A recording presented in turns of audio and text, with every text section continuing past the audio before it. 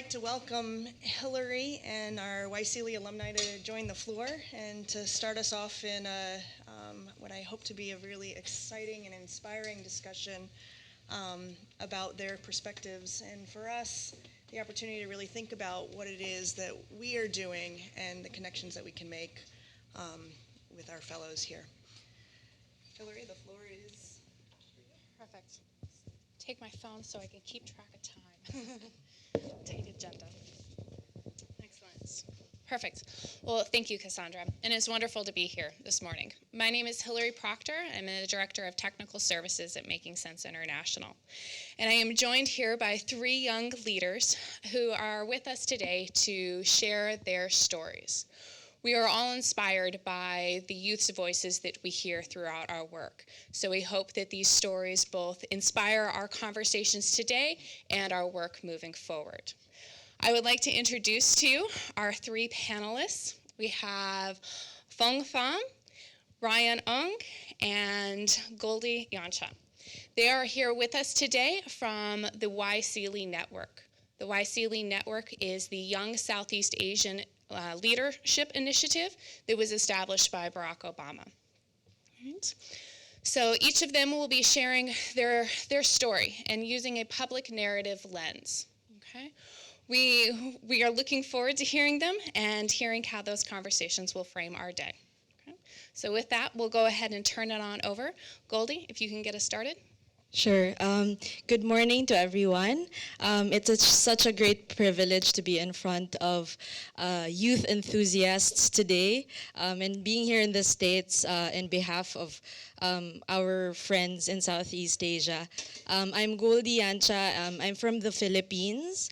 I currently work with a nonprofit tech startup accelerator called IdeaSpace Foundation, and I feel very privileged and very lucky to be working every day with young driven people who want to turn their ideas to reality and has so much grit. Why do I feel that way? I guess it comes from a deeper sort of relatability growing up. So I actually grew up in Mindanao, which is in southern Philippines, right? I was a shy kid growing up. I was led to believe also that if I dream big, that was sought to be something that's ambitious, and that being ambitious is not necessarily a good thing, right? But on the other hand, I had an older sibling, and he was like really smart. And my relatives would always say, "Oh yeah, you're so smart. Like in the future, you're gonna be president or something." So that got me curious. So if I'm smart, maybe I can be allowed to dream big, right? So I wasn't necessarily like a genius that I didn't have to study to get good grades. So that was my motivation to study hard and do my best in school. Fast forward to work. I was the type of kid in class where even if I knew the answer, I wouldn't say it because I'm so scared of exactly this setup where people are looking at you and like, oh my God, what if my answer is like overanalyzing it, right? But fast forward to work where I got a role, and it was a liaison role. And I had to deal with people, and that was my metric of success. So just imagine, oh no, I'm gonna deal with people. But then when I started doing that and reaching out to people, oh wow, there's so much learning that I could get from others.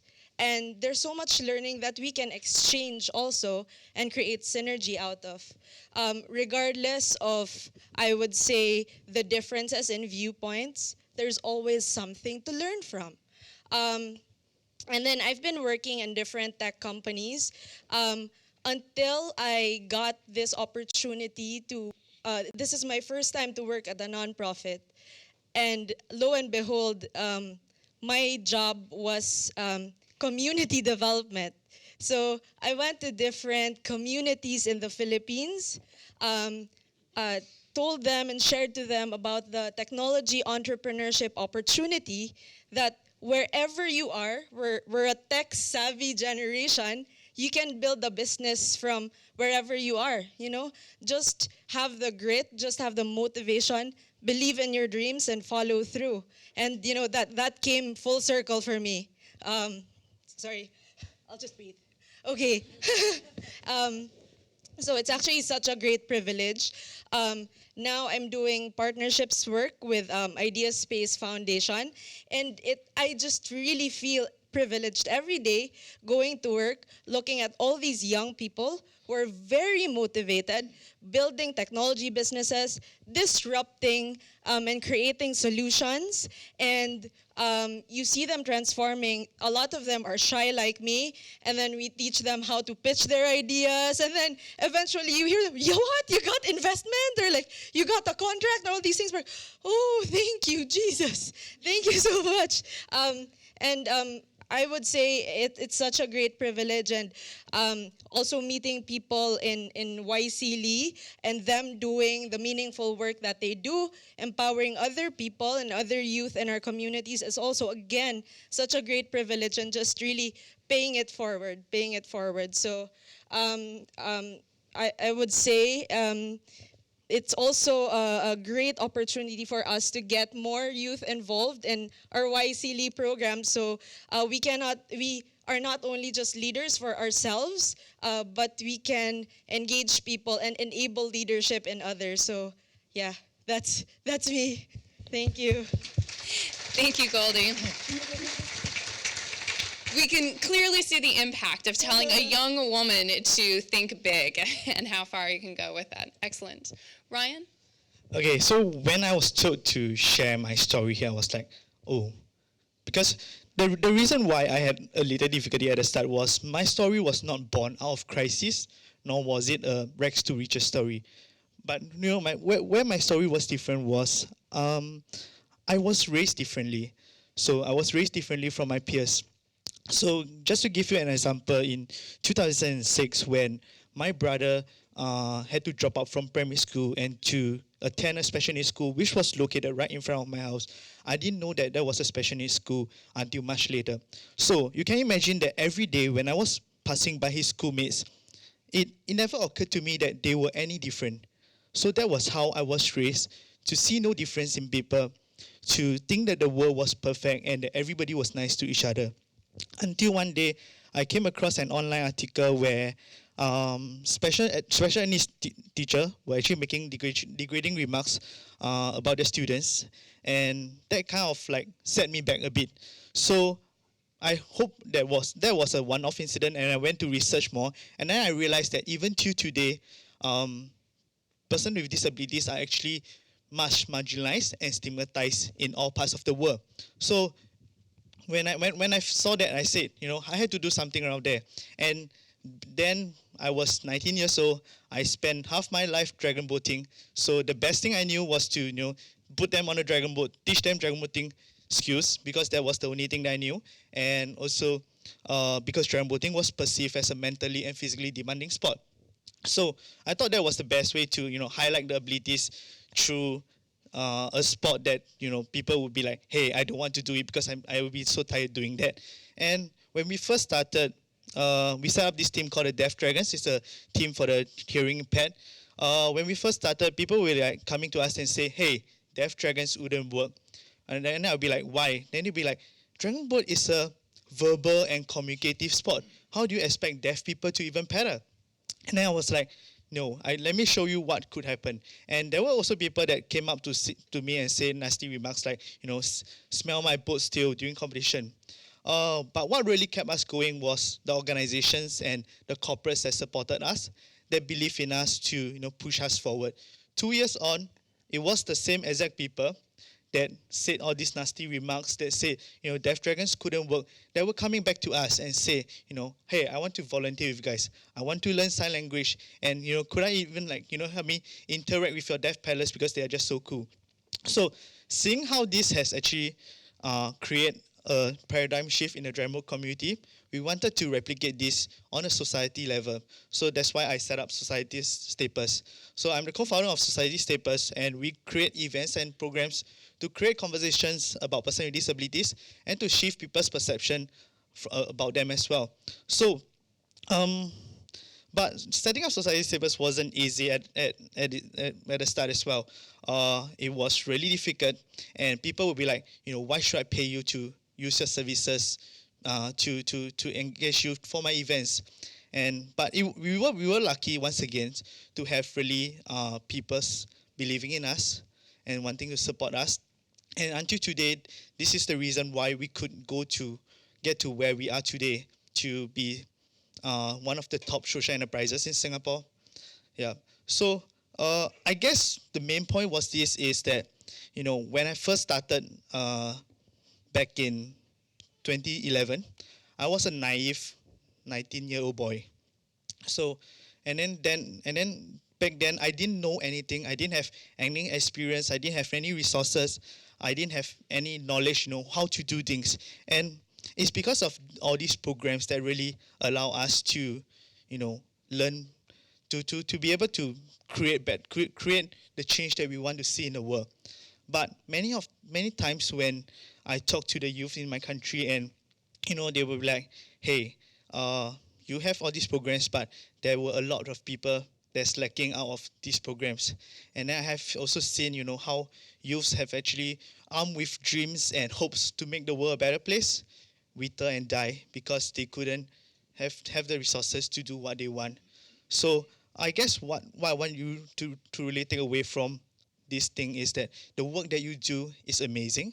The work that you do is important. And because if not us, then who? If not now, then when? Thank you.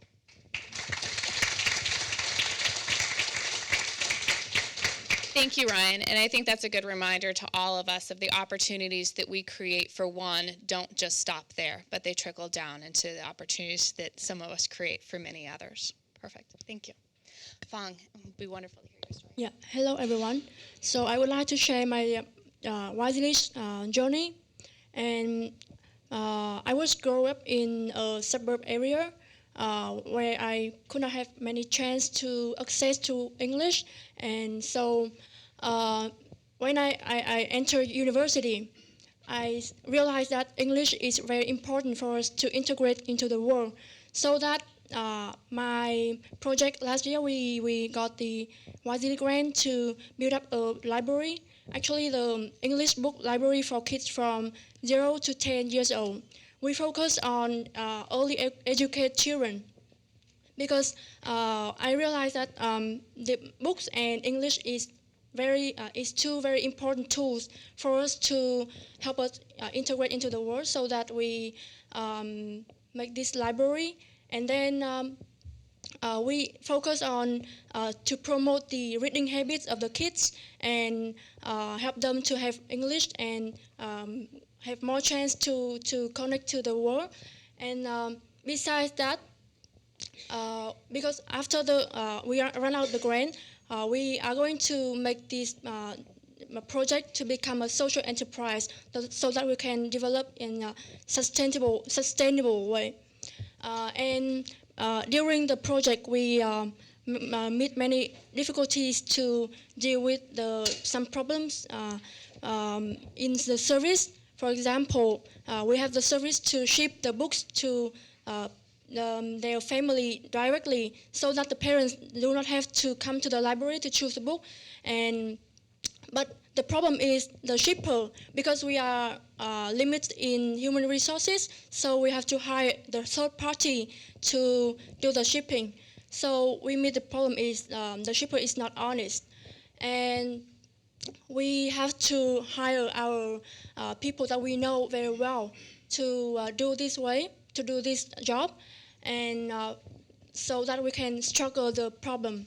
And besides, one more problem is because the English book in Vietnam is not very various. So we have to collect books from different countries, mostly from English native speaking countries and from New Zealand, because we have many friends in New Zealand, so that it's easier for us to collect books to ask them to collect books. And the difficulty here is that we have to deal with custom and the permission from the Department of Information and Communication, because they have to make sure that the content of the books is suitable for Vietnamese kids. So we have to, because in New Zealand, our friends don't know that. So that when they collect the books, they don't list out the list of the books. So we have to struggle to ask for permission.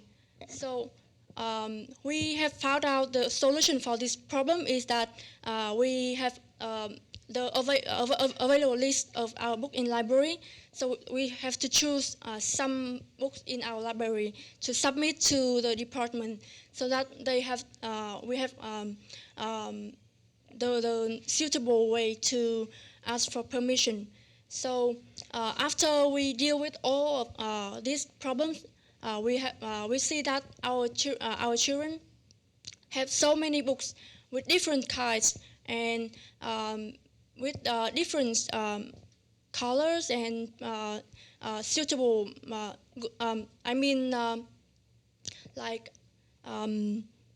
It's like it's really true way to use English, so that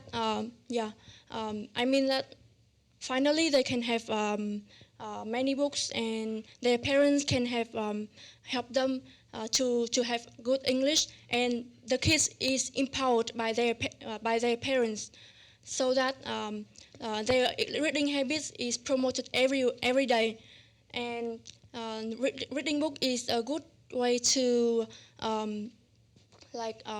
integrate into the world.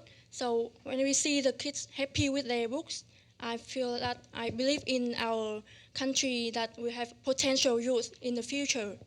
So thank you for your listening.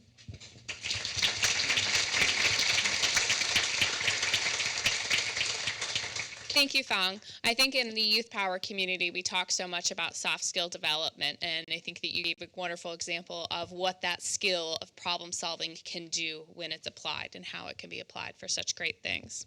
Excellent. I have a few questions that I would like to ask of the three of you, and then I want to open it up to the audience so that you're free of asking some questions as well.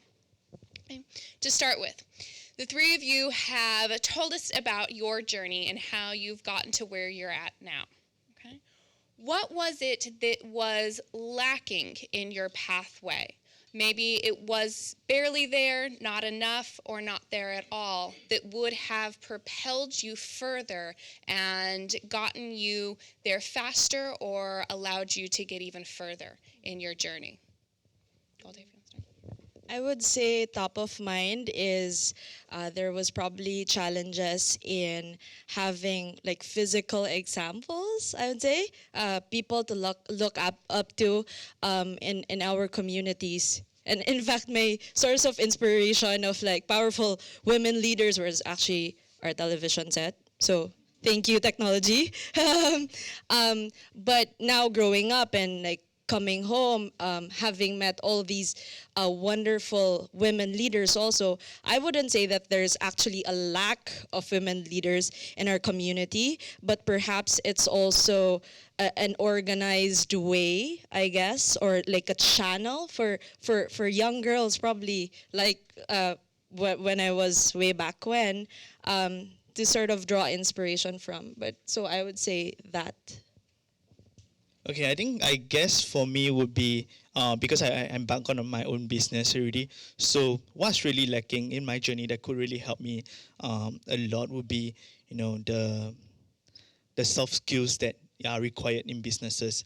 Okay, so because at where we are, we face a lot of manpower crunch, especially in Singapore itself, and we talk about how to retain talent and everything, but with all this in, but I never had the chance to really properly learn, how to we build a team, how do we, bring together people, motivate them and inspire them into for the greater cause. So that was really what was lacking for me.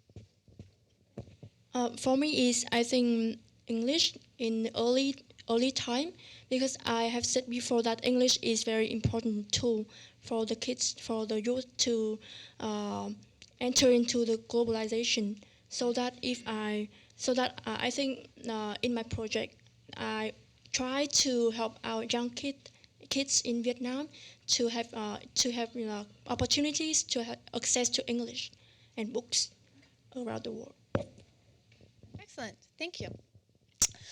My next few questions are focused more around helping us as a youth power audience ground ourselves in our day of thinking. In our audience, we have researchers, we have funders, we have practitioners. From your perspective, what is it that we are missing?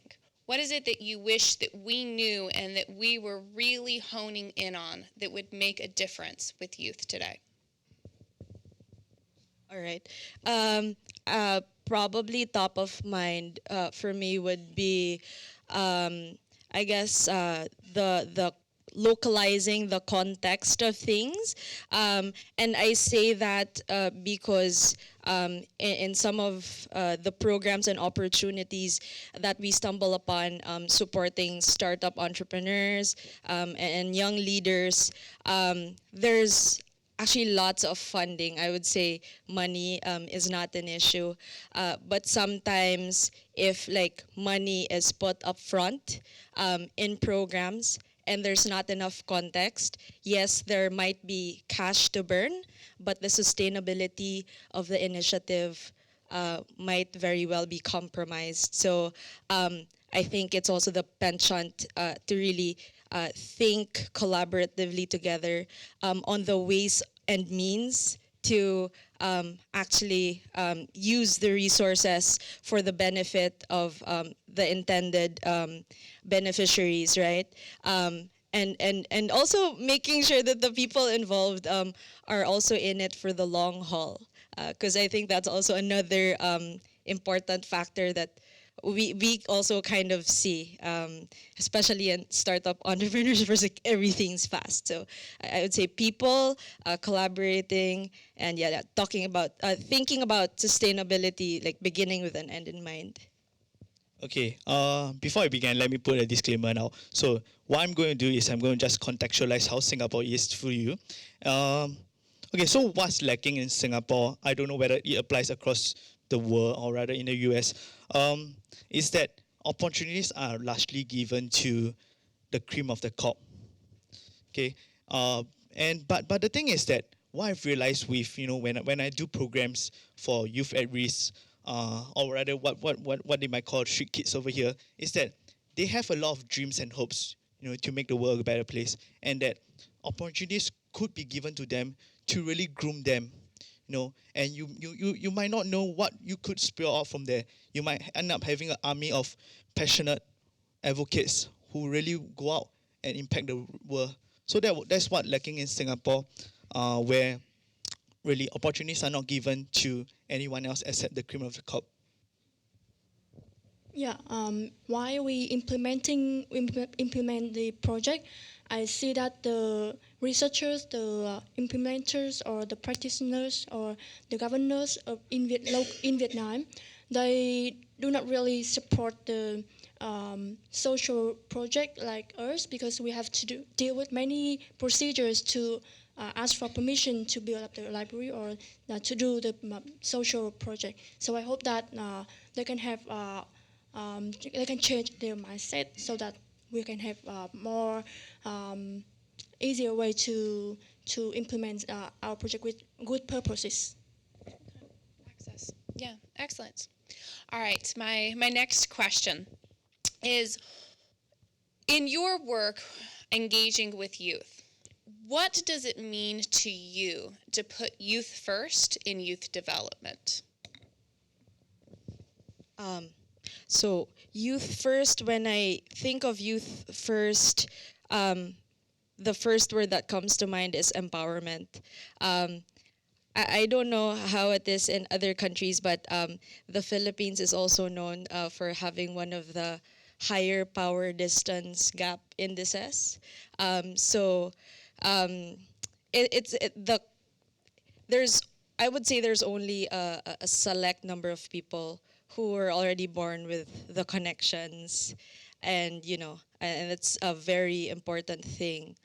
But then again, looking at a country like the Philippines, and our median age is 23, and that's even going to go lower in the next couple of years. And working with the youth, well, I am young, but there's younger people. There's just so much energy and so much passion that can actually be harnessed from the youth, if only given the opportunity and actually the faith that, hey guys, you can do it, without necessarily having the connections yet, or maybe it's a matter of not giving them the opportunities yet to gain that experience. And I think that's the reason why, youth first, sort of as a phrase or as a mantra, holds personal importance also in what we do in the foundation. We also have not all of them are young people, but most of them are, and amazing things just unravel right before my eyes in terms of the things that they are able to do because of the connections that we provide for them, etc. So I would say yes, really sincerely putting faith in the ability of the youth to lead change and make meaningful things. Okay, that's a good sharing. Okay, so I'm going to share about Singapore again, but let's keep this information within this room in case the government starts chasing after me.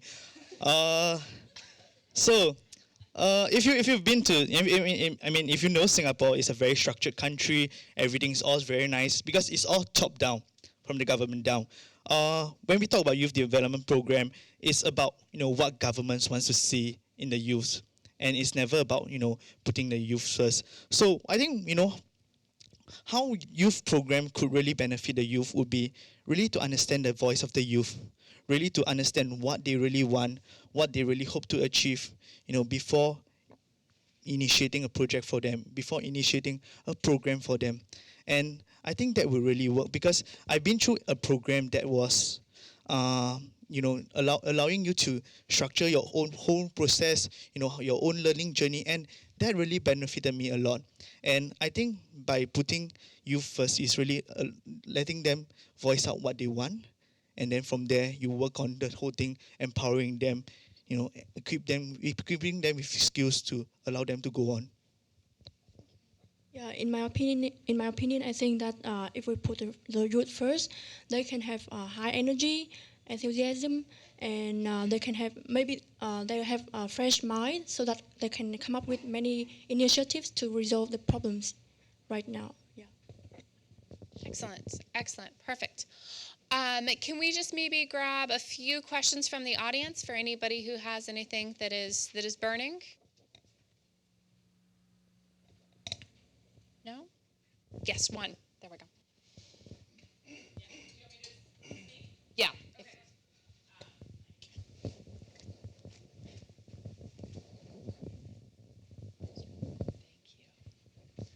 Hi, good morning. Thank you so much. I think to start the day out, your voices have been the perfect start to the day, because I think that which you've shared with us, it really resonates in terms of the programs that we're working on at USAID and that we're funding. I'm Elizabeth Berard from USAID.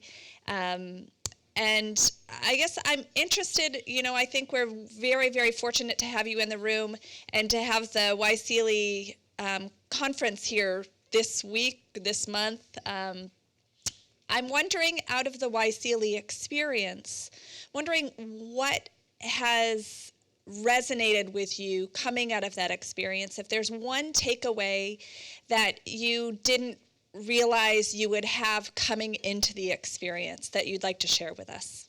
Thanks. Whoever wants to start. All right. Thank you for that. So last year, it was my first experience with the YSEALI program under the Professional Fellows program. with that opportunity, I was able to be deployed in a fellowship in Mass Challenge, which is also a nonprofit startup accelerator in Boston. And top of mind, the biggest thing that I gained from that experience is really just best practice, and that the realization that we have big dreams, but there are even bigger dreams, right? And there's I guess the only thing that's limiting us is us if we choose not to even like extend meaningful relationships with each other. So that was really meaningful for me. Also cultivating relationships here in the US, you know, in startup speaks all like Silicon Valley and all these things, but there's all these different ecosystems also here in the United States that we can draw inspiration and also best practice from. So yeah, I'd say for me that was like really transformative. Okay, I guess I attended the YSEALI Summit last year in Kuala Lumpur. So the best takeaway that I would say I had from the whole program, it was a 3 days, 2 night program if I'm not wrong, was the connections that were there. The people that I could meet there, and you know, the people that were working in the same space as me in the disability sector, where we shared like what Goldy shared. We shared best practices. We you know, understand about each other landscape, about the different disability landscape in the ASEAN region. I guess that's the beauty of the program, where it allows us to know about other people, what they're trying to do, and you know, how could we better our own programs, our own initiatives, you know, to really create a more tangible, a more sustainable impact.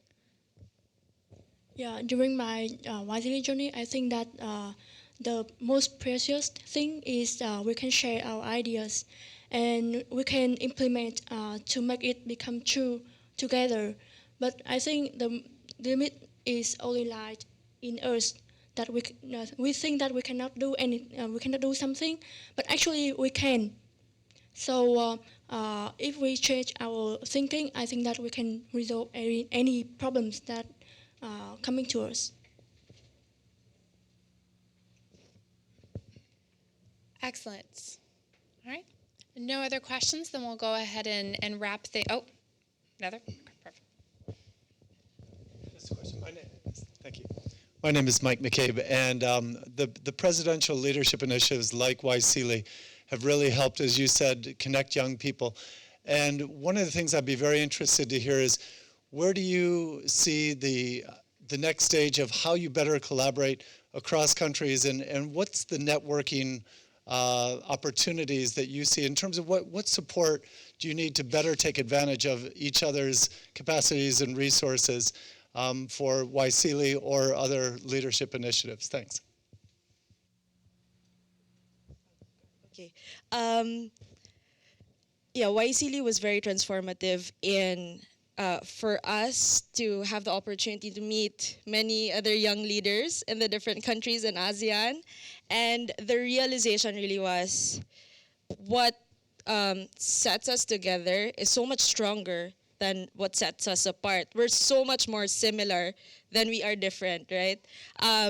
So I would say YSEALI has been instrumental to that. And it wasn't just a matter of us getting into summits and having these physical introductions. There have been follow-through mechanisms for us as well. Sometimes it's instigated by YSEALI, sometimes it's instigated by tech-savvy people like us connecting on Facebook, etc. So I would say that YSEALI has been continuing to cultivate those connections. So for example, top of mind for me, there's an upcoming workshop in the Philippines that's inviting all 10 countries to learn about NGO best practices. And I think in my lifetime, I haven't seen anything like that before. So I think that's a very good way to get people together, to continue the conversation, and from those conversations, continue collaborations. Another thing actually are things that have gone off of the exchanges that we've had. I've had friends who have hosted American organizations in the Philippines to facilitate the knowledge transfer also. So that's also for us very transformative. And some other friends also have collaborative projects. So one's, let's say, based out of Cambodia, another one's based in the Philippines, and then they would do projects in both countries with the same theme, disaster management, things like this. So I would say those are the things that like really speak out for us in terms of allowing us to maximize the connections that we've made. Yeah, I think that YSEALI enables us to come together. We are fellows from different fields, working in different fields, so that if we lack knowledge in anything or lacking experience in anything, we can share experience and share our ideas, so that we can collaborate with each other to help each other, and not only in one country but in many other countries. Okay, I think I probably wrap this up. If I'm not wrong, you were asking about, how could YSEALI and other leadership initiative be better in helping us connect. I would say I don't have any complaints. Yes, that's a good takeaway. It has been really a good platform for us, all of us, to come together. I mean, given that we are all leaders, we should have the initiative of ourselves to really go out there and talk to people, to connect with each other, to find ways to collaborate with each other, which has been happening.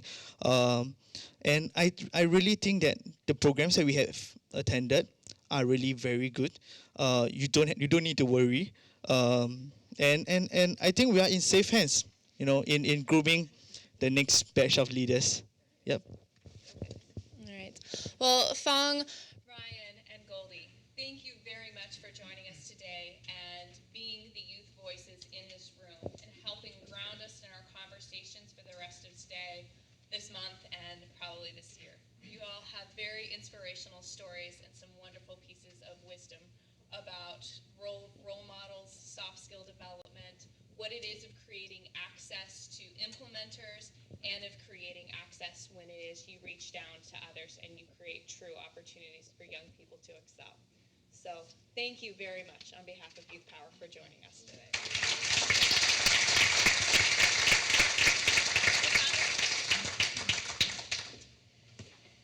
Thank you, Hillary, Ryan, Goldy, and Pham.